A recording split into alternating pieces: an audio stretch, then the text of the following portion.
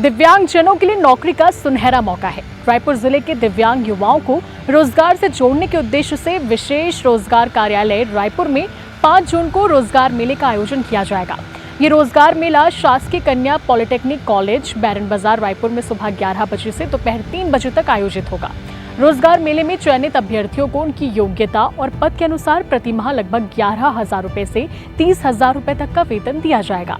चयनित उम्मीदवारों का कार्यक्षेत्र रायपुर और सिलतरा क्षेत्र रहेगा। रोजगार मेले में 18 से 40 वर्ष आयु वर्ग के ऐसे दिव्यांगजन भाग ले सकेंगे जो बिना व्हील चेयर के चलने फिरने में सक्षम हो। उप संचालक रोजगार डॉक्टर शशि अतुलकर ने बताया कि यंग इंडिया की ओर से आयोजित इस मेले में कई निजी कंपनियां शामिल होंगी। रोजगार मेले में शामिल होने के लिए अभ्यर्थियों को ई रोजगार पोर्टल पर ऑनलाइन आवेदन करना अनिवार्य होगा।